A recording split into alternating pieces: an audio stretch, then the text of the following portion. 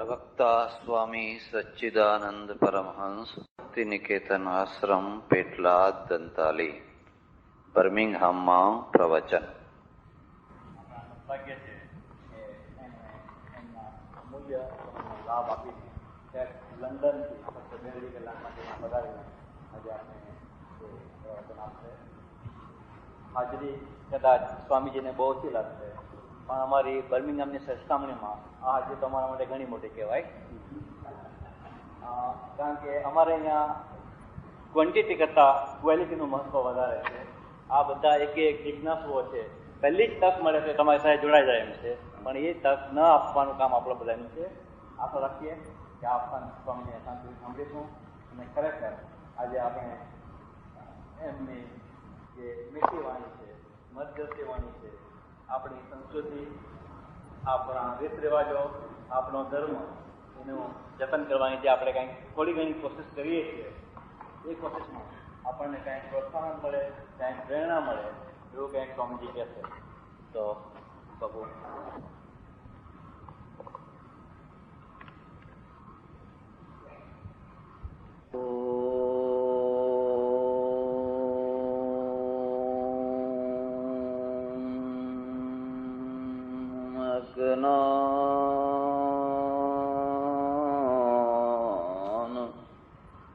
तिमिरान्धस्य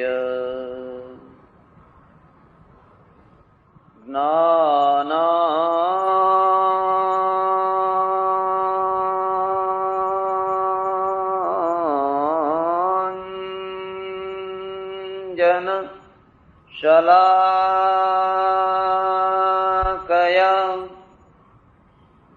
चक्षुरुन्मीलितम्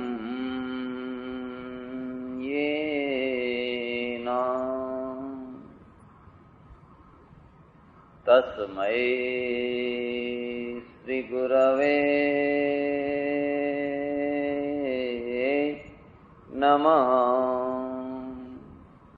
मूकं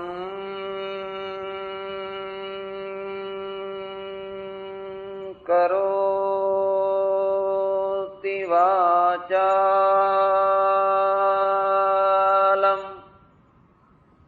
पंगुं लंघयते गिरिं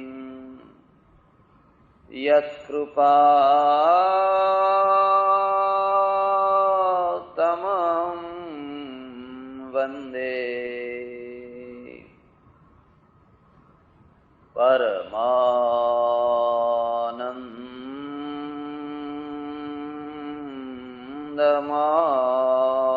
परमानन्दमाधवम्. करचरणकृतं वा कायजं कर्मजं वा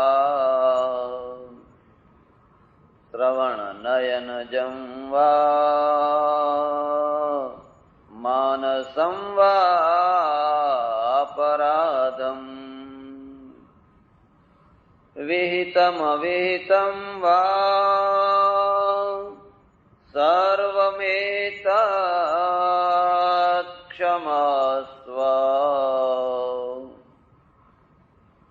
जय जय करुणाब्धे श्री महादेव शंभो. कृष्ण कन्हैया लाल, रामचंद्र भगवान, उमापति महादेव की, पवन सुत हनुमान की, सनातन धर्म की, सद्गुरु देव की. नमः पार्वती पते हर हर महादेव हर. માતાઓ, બહેનો અને ધર્માભિલાષી સજ્જનો, બર્મિંગહામ એટલે ઇંગ્લેન્ડનું 2nd નંબરનું મોટું શહેર. આ મોટા શહેરની અંદર આપણા ભારતીય ભાઈઓ બહુ મોટી સંખ્યામાં રહેતા હશે. એ ભારતીયોમાં ગુજરાતી ભાઈઓ અને ગુજરાતી ભાઈઓમાં પણ જુદા જુદા પ્રદેશ, જુદા જુદા જિલ્લાઓમાંથી, જુદા જુદા પ્રદેશમાંથી આવેલા ભાઈઓ રહેતા હશે. તમે સૌએ મળીને આટલું સુંદર અને વિશાળ ચર્ચ રાખ્યું. મંદિરની તૈયારી થઈ રહી છે. મંદિર થશે, ભગવાનની આરતી, પૂજા, પ્રાર્થના થશે. એ બધું જોઈને, જાણીને આનંદ થાય છે. એ જ સંદર્ભમાં થોડી ચર્ચા કરવાની છે. તમે અહીં પરદેશમાં રહો છો અને હવે એ પરદેશ તમારો દેશ છે. પણ આ દેશમાં રહીને પણ તમારો પોતાનો ધર્મ છે, તમારી પોતાની સંસ્કૃતિ છે. તમને એમ કોઈ પૂછે, કોઈ ગોરો માણસ પૂછે, તમારો દીકરો પૂછે, તમને પોતાને કદાચ કોઈ વાર એવી જિજ્ઞાસા જાગે, મારા ધર્મનું પ્રતીક શું છે? યાદ રાખજો શબ્દ. ક્રિશ્ચિયાનિટીનું શું પ્રતીક છે? ક્રોસ હોય, ગળામાં લટકતો હોય, ચર્ચ ઉપર હોય, ગમે ત્યાં હોય, ક્રોસ હોય એટલે તરત ખ્યાલ આવી જાય કે આ ખ્રિસ્તી ધર્મનું પ્રતીક છે. અને પ્રતીક છે એક સંદેશો આપતું હોય છે. ક્રિશ્ચિયાનિટીનો શું સંદેશો છે? બલિદાન. બલિદાન. જીસસને ફાંસીએ ચડાવ્યા, ખીલા માર્યા, અને ખીલા ખાતી વખતે પણ એણે કહ્યું કે હે ભગવાન, આ બધાને માફ કરજે, કારણ કે જાણતા નથી કે શું કરી રહ્યા છે. એમણે એમ ના કહ્યું કે આ બધાનું સત્યાનાશ કાઢજે, આ બધાનું નખોદ કાઢજે, એવું એમણે ના કહ્યું. કોઈ માણસની આધ્યાત્મિકતા નું માપ કાઢવું હોય, બીજું નહીં હો, કોઈ વ્યક્તિનું આધ્યાત્મિકતાનું માપ કાઢવું હોય તો એના બે નિમિત્તો છે. કદી વસ્ત્રો જોઈને મોહિત ન થશો, કદી બાહ્ય રૂપ જોઈને મુગ્ધ ન થશો. ઘણીવાર અષ્ટાવક્રની અંદર દિવ્ય આત્મા હોય, પણ અષ્ટાવક્રનું ચામડું ભેદીને જે એ જ એને જાણી શકે. ત્યારે કોઈની આધ્યાત્મિકતાનું માપ કાઢવું હોય તો એના બે રસ્તા છે, બે નિમિત્ત છે. પહેલું નિમિત્ત તો એ છે કે નુકસાનદાયક પરિસ્થિતિમાં એનું સ્વરૂપ કેવું રહે છે. તમારી દુકાનનું નુકસાન થયું, તમારા છોકરાનું નુકસાન થયું, તમારી ગાડીને નુકસાન થયું, એ વખતે તમારી સ્થિતિ કેવી રહેશે? અને તમે કરોડ કલ્પના કરો, કરોડ ઉપાયો કરો, હાનિ અને લાભ આ બે જીવનમાં ચાલશે, ચાલશે ને ચાલશે જ. એવું કોઈ જીવન નથી કે જેમાં માત્ર લાભ જ લાભ થયા કરતો હોય, અને એવું કોઈ જીવન નથી કે જેમાં માત્ર હાનિ જ હાનિ થયા કરતી હોય. તડકો અને છાયો, તડકો અને છાયો, એનું નામ જ જીવન છે. દ્વંદ્વનું નામ જ જીવન છે. રામનું જીવન એક સરખું નથી ગયું, કૃષ્ણનું જીવન એક સરખું નથી ગયું, બુદ્ધ અને મહાવીરનું જીવન પણ એક સરખું નથી ગયું. કોઈ એવી અપેક્ષા રાખે કે હું કાયમ માટે એક સરખું જીવન જીવ્યા કરું, તો એ જીવનને સમજ્યો જ નથી, એ જીવનને સમજી શક્યો જ નથી. જીવનનો અર્થ જ છે આ બરાબર નથી. પહેલા બરાબર હતું, પછી વિક્ષેપ ના થયો. જીવનનો અર્થ જ છે. હવે બેસી જાઓ, હવે બેસી જાઓ, બસ પ્લીઝ. કોઈ વાર ટેકરો આવે, કોઈ વાર ખાઈ આવે, કોઈ વાર ખાડો આવે. જેના જીવનમાં કદી ખાડો નથી આવ્યો, જેના જીવનમાં કદી ટેકરો નથી આવ્યો, એને જીવનની ખબર જ નથી હોતી. ચડતા પહેલા કદાચ પછડાવવું પડે ને, તો પછડાવવું પણ જીવનનો અંગ છે, જીવનનો ભાગ છે. એટલે વ્યક્તિની આધ્યાત્મિકતાનું માપ કાઢવું હોય, એને હાનિના પ્રસંગમાં જોવાનો કે એની સ્થિતિ કેવી રહે છે. તમે રામાયણ વાંચજો, અને રામાયણમાં તુલસીદાસજીએ શ્રી રામની જે વંદના કરી છે એમાં એક ખાસ શ્લોક મૂક્યો છે. તથાપિ મમલે ન મુખાંબુજશ્રી રઘુનંદનસ્ય. સવાર થશે અને ચક્રવર્તી રાજપદ ઉપર આ રાજકુમાર બેસશે એવું નક્કી હતું. પણ પરોળિયું થતા થતા બાજી બદલાઈ ગઈ અને નક્કી થયું કે રાજપાટ છોડી અને હવે જંગલમાં જવાનું છે. તુલસીદાસજી લખે છે તથાપિ મમલે ન મુખાંબુજશ્રી. આ સમાચાર પરોળીએ આવીને જયારે સુમંતે આપ્યા, તમારે હવે રાજગાદીએ નથી બેસવાનું, પણ સૂર્યોદય પહેલા અયોધ્યા નગરને છોડીને જંગલમાં જવાનું છે, તો પણ રામનો ચહેરો ના ઉતર્યો, ચહેરો મ્લાન ન થયો. તથાપિ મમલે ન મુખાંબુજશ્રી રઘુનંદનસ્ય. તો ચહેરો ના ઉતર્યો. એમણે કહ્યું, ભલે મારા પિતાની આજ્ઞા હતી, હું રાજગાદી ઉપર બેસવા તૈયાર થયો હતો. એ તો સોનાનો કાંટાનો મુગટ હતો. હવે એમની આજ્ઞા છે તો હું જંગલમાં જવા પણ તૈયાર. તમે જાણતા હશો, વ્યક્તિને અરમાન હોય છે, ઉર્મિઓ હોય છે. એક નાની નાની બાબતની ઉર્મી હોય છે, હું રાજા થઈશ. એની માને ઉર્મી હોય છે, અને એની પત્નીને તો કેટલી ઉર્મી હોય. પતિને ન હોય એટલી ઉર્મી પત્નીને. અહીંયા માફ કાઢો. તુલસીદાસ કહે છે એવી જે મુખાંબુજશ્રી, એવું જે મુખ જે હાનિના સમયમાં પણ કરમાયું નહીં, એ મારું મંગળ કરે. એ મુખ મારું મંગળ કરે. આ પહેલી નિશાની છે. અને જે હાનિના સમયમાં કરમાતો નથી ને, એ લાભના સમયમાં ઓછકલો નથી થતો. ખીલવું અલગ વસ્તુ છે, ઓછકલી કરવી એ અલગ વસ્તુ છે. તમે રામાયણમાં જ જોજો, ધનુષ ભંગનો પ્રસંગ છે.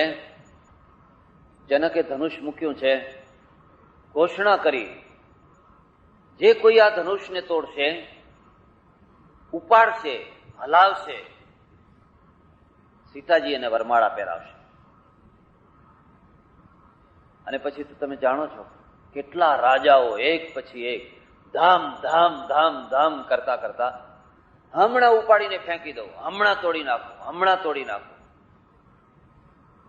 એક પણ રાજાથી એક દોરા જેટલું પણ એ ધનુષ ખસ્યું નહીં. બધા મ્લાન થઈ થઈને બેસી ગયા. કાર્યની પ્રવૃત્તિ ઓછકલઈથી શરૂ કરે અને નિરાશામાં પૂરી થાય. શરૂઆતમાં એક ઉભરો અને ઉભરામાં ઓછકલઈ, એમાંથી એક નિરાશા અને નિરાશામાં પછી સમાપ્તિ. જ્યારે કોઈ ધનુષ ઉપાડનારું ન રહ્યું, જે ખરો ઉપાડનાર છે એ શાંતિથી ઉભો છે. જીવનમાં કેટલીક વાર જોજો તમે, જેમાં કામ કરવાનું સામર્થ્ય હોય એ ચૂપચાપ ચિત્ર જેવો ઉભો હોય. જેને કરવું હોય એને કરવા દો. હું પહેલો, હું પહેલો, હું પહેલો નહીં, હું છેલ્લો, તમે પહેલા. અને એક બીજી વાત પણ યાદ રાખજો, ઘણા માણસોએ કર્યા પછી પણ જે કાર્ય ન થઈ શક્યું હોય, એવા કાર્યને જયારે કોઈ કરી આપે ત્યારે એનો જય જયકાર વધારે મોટો થાય. અહીં રામ ઊંચા નીચા નથી થતા. વિશ્વામિત્ર કે છે ઉઠવું રામ ભંજવું ભવ ચાપા, મેટવું તાત જનક કર તાપા. હે રામ ઉઠો, જાઓ હવે તમે આ જનક છે ને એ જનકનું જે ધનુષ છે એને તોડો, આ દાળનું બંધ કરો, અને જે આવે પાછળથી આવીને પાછળ બેસી જાય.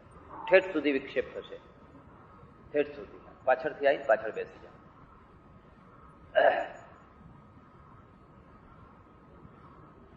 અને પછી રામ ઉઠ્યા. તમે આખી રામાયણમાં જોજો, ચહેરા ઉપર કોઈ ઓછક લઈને ધીમે ધીમે ધીમે ધીમે જઈ રહ્યા છે. લોકોએ જોયું આટલા આટલા મોટા મહારથીઓ જે ધનુષ્યને હલાવી નથી શક્યા. આ તો ફૂલ જેવો બાળક છે, આ તો કોમળ બાળક છે, પણ જોડી બરાબર છે, આ કેવી રીતે તોડશે? આખી સભા એના પ્રત્યે એક લાગણી ધરાવતી થઈ જાય છે. આ વાત યાદ રાખજો. આશીર્વાદ માગવાથી નથી મળતા, અને માગવાથી મળેલા જે આશીર્વાદ છે ને એ વૈખરીના હોય છે, અસરકારક નથી હોતા, એ નાભીના નથી હોતા. બ્રાહ્મણ સવારથી સાંજ સુધી ધનવાન, પુત્રવાન, લક્ષ્મીવાન, આયુષ્યવાન, વરદો ભવ, સવારથી સાંજ સુધી જે આવે એને બધાને, એ ઉપરના આશીર્વાદ છે. એ તો વાણી છે. આશીર્વાદ છે ને એ નાભીમાંથી નીકળતા હોય છે, અને એ ક્યારે નીકળતા હોય છે? જ્યારે તમે માણસનું મન જીતી લો ત્યારે, માણસનું મન ઠારો ત્યારે. અને માણસનું મન જીતાય છે કેવી રીતે? ધન પૈસાથી જીતી શકાય, પણ મન છે ને એ તો સદગુણોથી જીતી શકાય. સગો બાપ છોકરાનું મન ના જીતી શકે જો એનામાં સદગુણ ના હોય તો.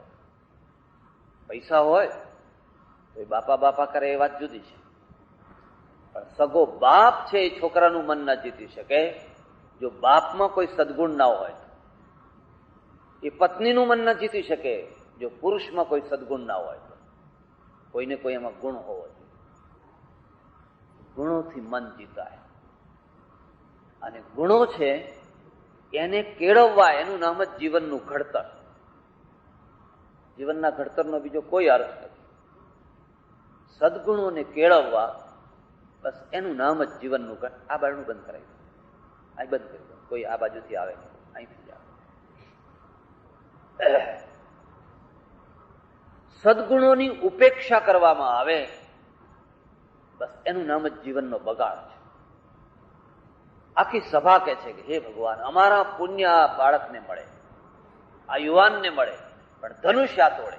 રામે કોઈના પાસે આશીર્વાદ માગ્યા નતા, લોકોએ આપોઆપ આપ્યા. જયારે ધનુષ્ય પાસે ગયા, તોડી બહુ સરળતાથી, બિલકુલ સરળતાથી, જરાય પરસેવો ના પાડવો પડ્યો. 2 ટુકડા કરીને ફેંકી દીધા, પણ ધમ ધમ કરતા ગયા નહીં અને ધમ ધમ કરતા આવ્યા નહીં. એટલી જ સરળતાથી આવી પહેલું કામ વિશ્વામિત્રને પગે લાગ્યા. તમારી કૃપાથી, તમારા આશીર્વાદથી. આ મહાપુરુષની પહેલી નિશાની છે. કાર્ય પોતે કરે, યશ બીજાને આપે. આ એનો સ્વભાવ છે, અને એ સ્વભાવના કારણે એ લોકોના મન જીતી શકે છે. આપણી સ્થિતિ એ છે, કાર્ય બીજો કરે, યશ આપણે લઈએ. કાર્ય કર્યું હોય બીજાએ, ચિત્ર મારું આવું, અને એનું પરિણામ એ છે કે આપણે અડખા થઈ જઈએ છીએ, બહુ ઉતાવળા થઈએ છીએ પ્રસિદ્ધિ માટે, અને ઉતાવળ જ આપણને ફેંકી દે છે. એટલે કોઈની આધ્યાત્મિકતાને માપવી હોય, પહેલામાં પહેલા જોજો કે હાનિ અને લાભ, આ બંને સ્થિતિમાં એનું શું સ્વરૂપ રહે છે. એ સહન કરી શકે છે હાનિને, લાભને? પણ એથી વધારે અઘરી વાત કહું છું, એથી વધારે. અને અઘરી વાત શું છે? હાનિને લાભને સહન કરવું બહુ કઠિન નથી. કઠિનમાં કઠિન કોઈ વસ્તુ હોય તો એ અપમાનને કેટલું સહન કરી શકે છે. આનાથી વધારે જીવનમાં કોઈ કઠિન વસ્તુ નથી. ઇતિહાસ બધા અપમાનમાંથી રચાયા છે. અપમાનમાંથી ઇતિહાસ રચાયા છે. અને અંગ્રેજ પ્રજા પાસેથી કોઈ શીખવા જેવી વસ્તુ હોય, આપણે સૌએ તો એ શીખવાની છે કે કદી બોલીને બગાડતા નથી. એ લોકો તમારા સાથે સંમત હોય ન હોય, તમારા પ્રત્યે કદાચ અંદરથી ઘૃણા કરતા હોય, તમે અહીં રહો એમને ન ગમતું હોય, બધું બરાબર, પણ આપણી માફક મરચાનો વઘાર નથી કરતા. એ thank you sorry, thank you sorry, એ ઠેઠ સુધી થેન્ક યુ ને સોરી ને સર સર કર્યા કરશે. એના પરિણામે એમણે દુનિયા ઉપર રાજ કર્યું, આખી દુનિયા ઉપર. આખી દુનિયામાં સૌથી નિર્બળમાં નિર્બળ પ્રજા હોય શસ્ત્ર વિનાની, તો એ વાણિયા છે. ચક્કુ પકડતા ના આવડે.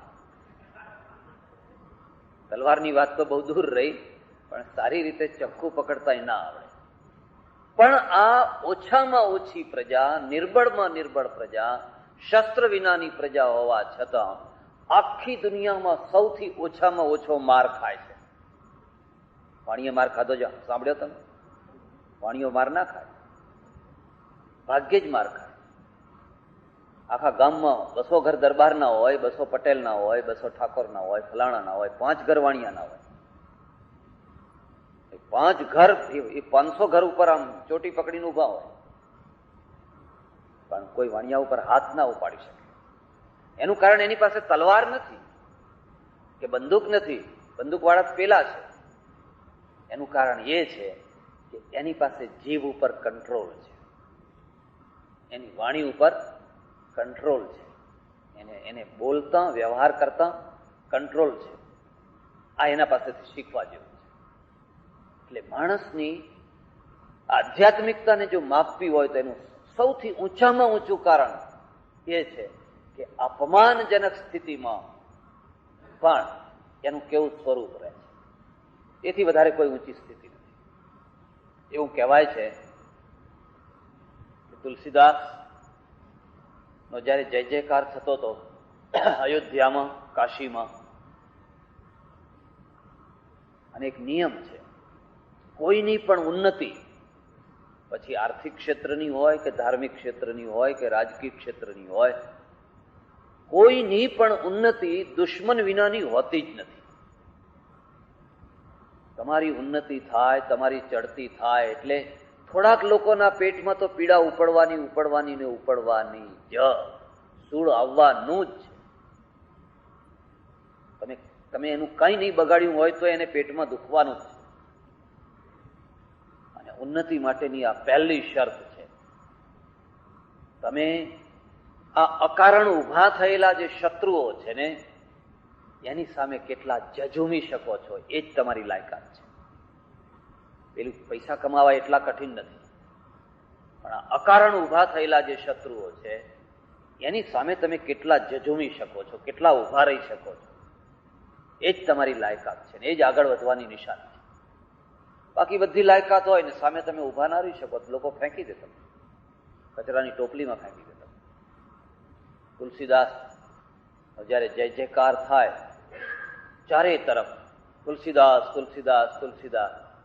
અને એક બીજી વાત યાદ રાખજો, માણસનો સૌથી મોટામાં મોટો શત્રુ એનો ધંધાભાઈ. ધંધાભાઈનો અર્થ સમજે?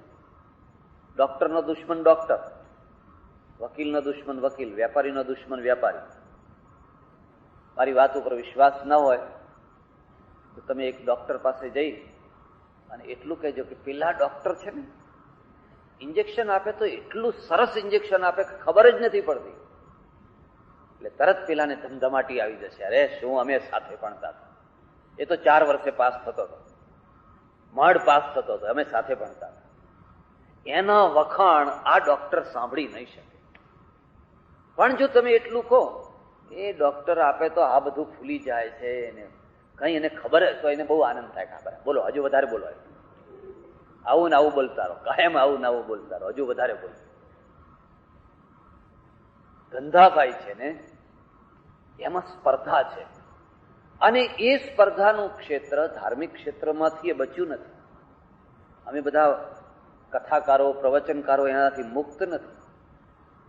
તમારે અનુભવ કરવો હોય તો કરવો, એકની પાસે જઈને કહ્યું ફલાણા મહારાજ આવ્યા હતા, બહુ સરસ પ્રવચન કરતા હતા, જો ધમધમાટી થાય છે કે નહીં, અને ના થાય તો એમ સમજવું કે આધ્યાત્મિક માણસ છે. જો ના થાય તો સાંભળીને ખુશ થાય, રાજી થાય, હે બહુ સારું, ત્યારે તો એમ સમજવાનું કે આ ખરેખર અંદરથી કંઈક આધ્યાત્મિક ઉપાસના કરેલો માણસ છે. એટલે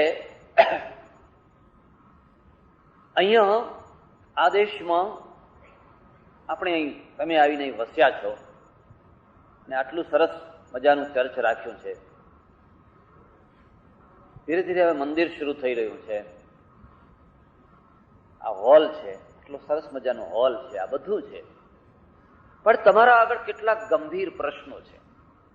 અને ગંભીર પ્રશ્નો એ છે કે તમે તમારી પેઢી દર પેઢીથી જે કંઈ માનતા આવ્યા છો એ બધી માન્યતાઓને, એ બધા આદર્શોને, એ બધા સિદ્ધાંતોને તમારા બાળકોને તમે સમજાવી શકશો?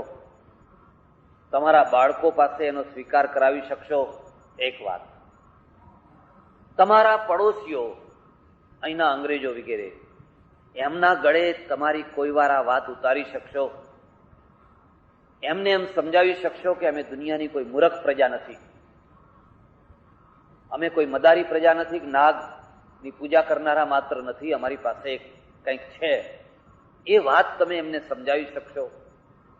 અને જો નહીં સમજાવી શકો, માત્ર ચીલા ચાલુ અને રૂઢી પ્રમાણેની જે વાતો છે એ જ કર્યા કરશો, તો તમે અહીંની પ્રજાના દ્વારા મનોમન તિરસ્કૃત થશો કે હિન્દુઓના રિલિજનમાં કંઈ નથી, કશું જ નથી, અંધશ્રદ્ધા અને મૂર્ખતા સિવાય કશું નથી. અને એની અસર તમારા બાળકો ઉપર પડવાની છે.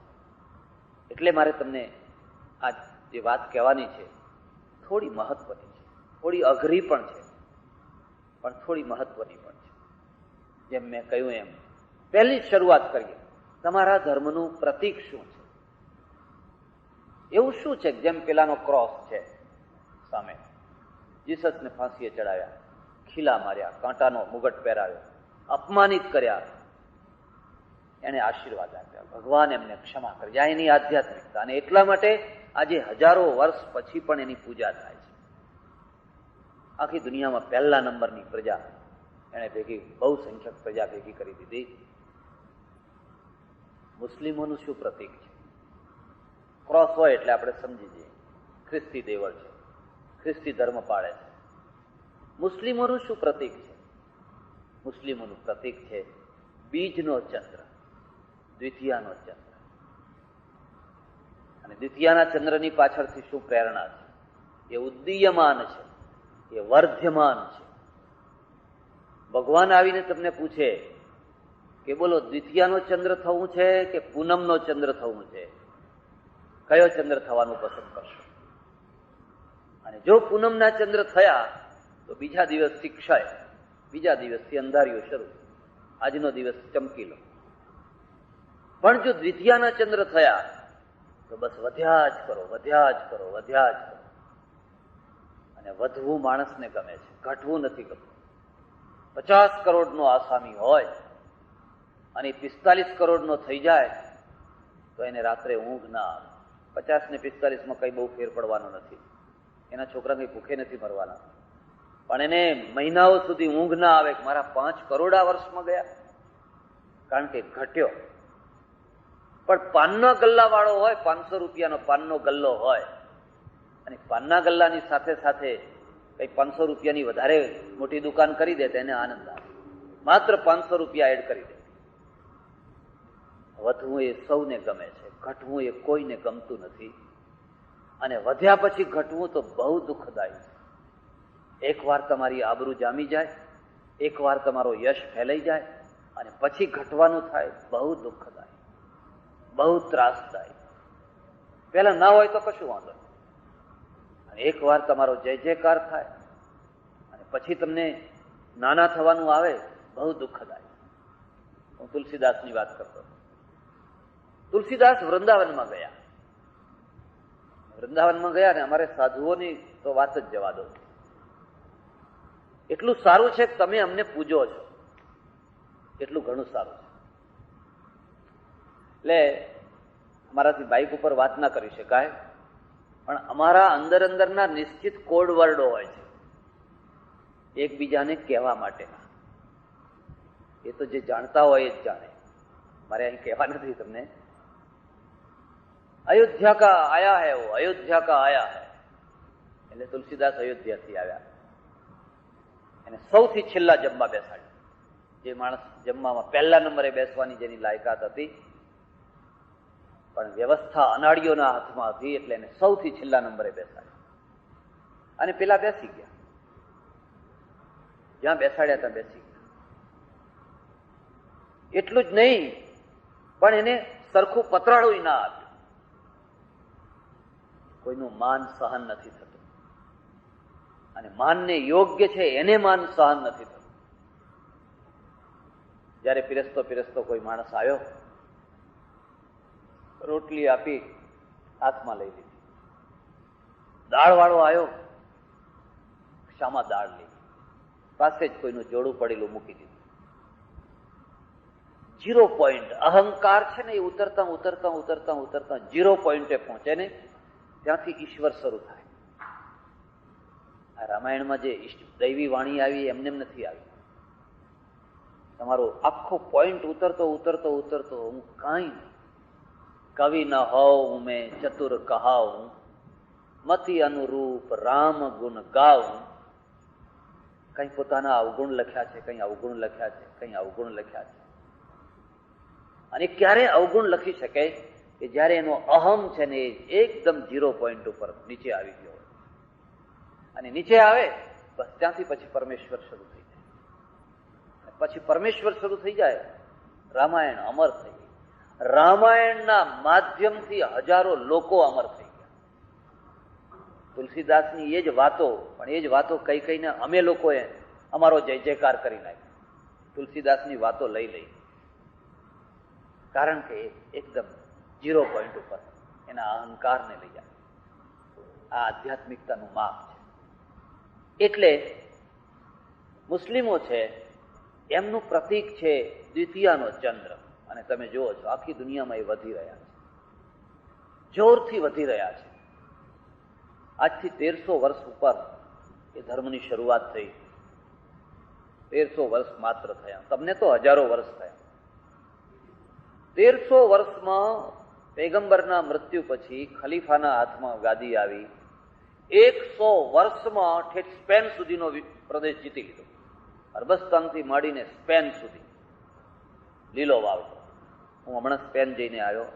સ્પેનના પોણા ભાગ ઉપર 800 વર્ષ સુધી મુસ્લિમોએ રાજ્ય કર્યું. 800 વર્ષ સુધી. ક્યાં અરબસ્તાન ને ક્યાં સ્પેન, ટર્કી બરકી, ઇજિપ્ત બીજી બધા એમાં આવી ગયા. કેમ વધ્યા? કેમ?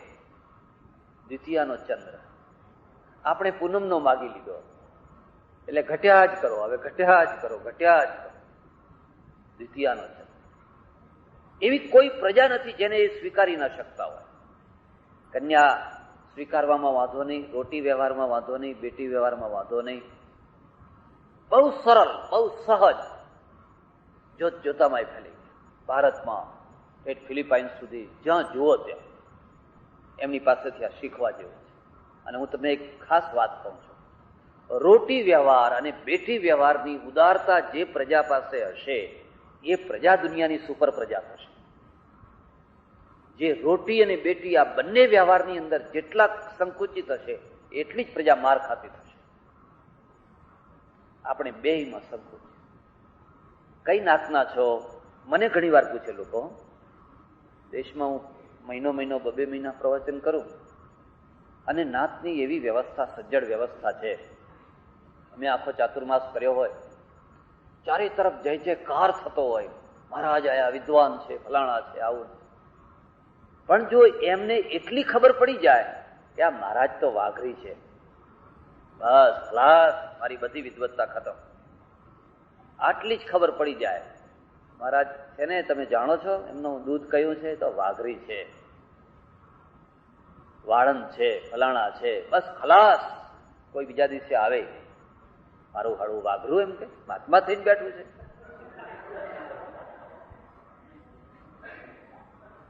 એટલે મને આવીને ઘણી વાર લોકો પૂછે, મહારાજ તમારું દૂધ કયું, તમારું દૂધ કયું? એટલે હું કહું કે મારા દૂધની તમારે શું જરૂર છે? ના ના, એમ કે આ તો બધા પૂછપૂછ કરે છે. એટલે પછી હું કહું આકડાનું દૂધ લો, હાજવું છે? સૂર્યાનું દૂધ છે, હાજવું છે? પછી લોકોને ખબર પડી કે આ તો મહારાજ તો બ્રાહ્મણ છે. મને કે ના ના, એ તો તમે ના કહો તોય ખબર પડે. એમ કે વિદ્યા તો બ્રાહ્મણની, એમ કે આ વિદ્યા પાસે તો તમે ના કહો તોય ખબર પડે. પણ હવે આ બ્રાહ્મણની જગ્યાએ જો હું બીજું કોઈ હોઉં તો મારી વિદ્વત્તા, મારી યોગ્યતા, કેટલા કર્ણો, કેટલા એકલવ્યો તમારા આંગણે અન્યાય પામ્યા એનો તમારા પાસે ઇતિહાસ છે. કેટલા એકલવ્યોના અંગૂઠા કપાયા, કેટલા કર્ણો, કેટલા શંભુકો, અને એ બધામાંથી કઈ બોધપાઠ લીધો તમે? અને ના લીધો ત્યાં સુધી ઘટ્યા કરવાના, ના લો ત્યાં સુધી ઘટ્યા જ કરો, ત્યાં સુધી તમે દ્વિતીયાનો ચંદ્ર ના થઈ શકો.